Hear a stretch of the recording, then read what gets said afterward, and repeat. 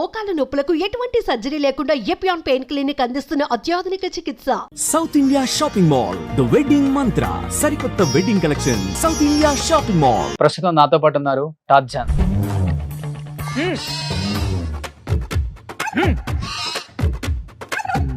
అబ్బో మీరంటే చాలా నమ్మకం అన్నా. నమ్మకం కాదు, మేమంటే ఉచ్చనా కొడుకులు. More than 200 films. ఏం చెప్తారు మీ కెరీర్ గురించి, మీ సినిమాల గురించి? ఫస్ట్ డైరెక్టర్స్ అందరూ మన తన అని ఉండే, ఇప్పుడు తన మన లేదు.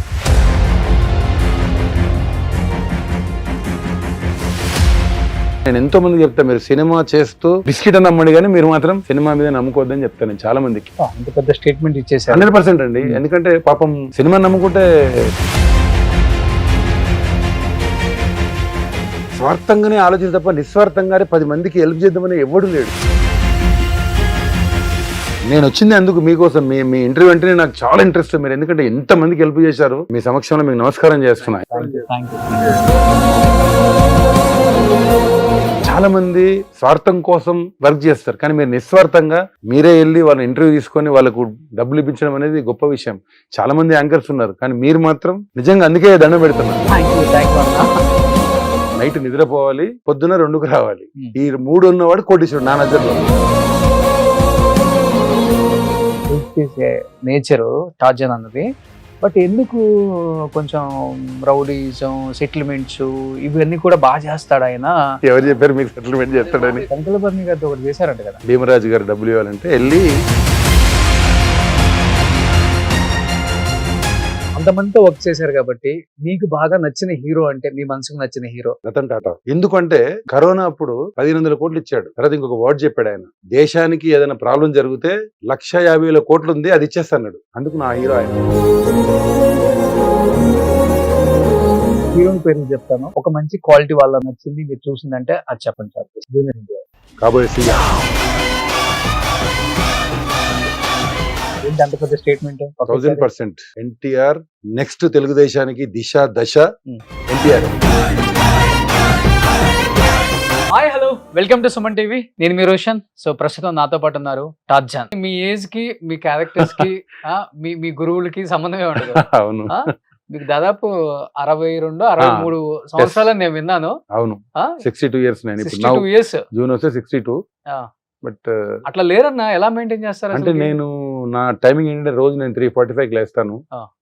లేచి యోగా చేస్తాను, జిమ్ వర్కౌట్ చేస్తా.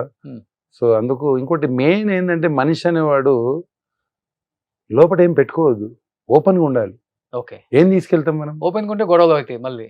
ఓపెన్ మీన్స్ మనం ప్రతి వాడి గురించి బ్యాడ్ గా ఆలోచించడం, వాడియో డెవలప్ అయ్యాడని, వీడియో డెవలప్ అయ్యాడని. కర్మలో ఏముంటే జరుగుతుంది. నేను ఆర్టిస్ట్ అవుతాను అనుకోలేదు, ఆర్టిస్ట్ అయ్యాను. వీళ్ళు అందరూ గుర్తుపడతారు. దానికి టెన్షన్ పడి నాకు సినిమాలు రావాలని చెప్పి టెన్షన్ పడితే ఏజ్ తెలిసిపోద్ది. చాలా మంది అలాగే ఇదవుతారు ఇండస్ట్రీ. ఒక ఆర్టిస్ట్ కష్టం కదా అలా ఉండటం, ఓపెన్ గా స్ట్రైట్ ఫార్వర్డ్, లోపల ఒకటి బయట ఒకటి మాట్లాడాలి. ఇక్కడ నాకు అలవాటు, అందుకే వెనుకబడి ఉన్నా నేను. సో వెనకబడి అంటే మీకు చేత కాదు, అది చేత కాదు నాకు. అంటే మాట్లాడడం చేత కాదు, అంటే వాళ్ళను ఇది చేయడం చేత కాదు. సో అందుకే నేను పని వరకు చూసుకొని వచ్చేయడం అంతే. చాలా కామ్ ఉంటారు అంతే. మీడియాకి కూడా చాలా దూరం ఉంటారు. చాలా దూరం ఉంటారు. రీజన్ ఏంటి ఏమన్నా?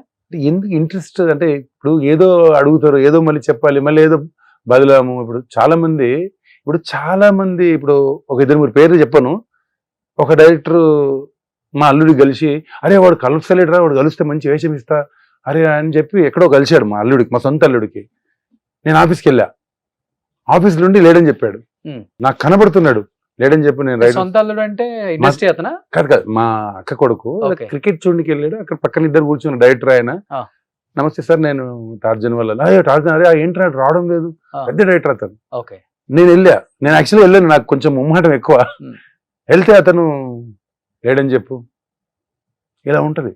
డైరెక్ట్ గా అసిస్టెంట్ పంపించి నేను వచ్చానని చెప్పి, లేడని చెప్పా, రైటర్స్ ఉన్నా అని చెప్పాడు. ఓకే. ఇంకొక డైరెక్టర్, పెద్ద డైరెక్టర్, అతను ఎంత బాగా రిసీవ్ చేసుకున్నాడు. నేను ఇంచుమించు ఒక 30 days ఆయనతో సినిమా చేశాను. తను తమ్ముడు అని పట్టుకుని అట్లాంటిది వెళ్తే 20 days నమస్తే పెట్టా లొకేషన్కి వెళ్ళి. చూడడం లేదు. అంటే ఇలా అయిపోయింది జనాలు. అట్లా ఎలా పోబుద్ది అవుతుంది? లొకేషన్కి వెళ్ళి నమస్తే పెట్టి ఇచ్చేస్తే అసలు అంటే కళ్ళు ఇక్కడి నుంచి ఇక్కడికి వచ్చాయి. అలాంటప్పుడు మనసు ఇదైపోద్ది. అంటే సక్సెస్ కొంచెం రానప్పుడు అలా ఉండేవాళ్ళు. Yes. సక్సెస్ వచ్చిన తర్వాత వచ్చినాక చాలా మార్పు. చెప్పాలంటే అందరూ కొంతమంది మీడియాని ఎత్తిపోస్తుంటారు కానీ బ్లేమ్ చేస్తుంటారు ఆ సినిమా ఇండస్ట్రీని అంటారు కానీ మీలాంటి వాళ్ళు కొంతమంది బయటకు వచ్చి మాట్లాడినప్పుడు బరాబర్ నిజమే కదా మాట- అనిపిస్తుంది మాకు కూడా. 100% సార్, 100% నాకు ఇంచుమించు 5-6 మంది జరిగింది అలాగే. ఆ. ఇంతవరకైనా ఇంకా ఏదన్నా దారుణాలు కూడా జరుగుతున్నాయి. దారుణాలు ఏం జరగలేదు కానీ ఇప్పుడు ఎలా ఉంటదంటే మనము మనకి అన్నీ ఉన్నాయి, నాకేమీ ఇది లేక కాదు. సో అలాంటప్పుడు బాధ అనిపించి ఆఫీస్కి పోవడం మానేశాను నేను, ఆఫీస్లోకి పోవడం. ఓకే. ఇలా ఉంటది పరిస్థితి.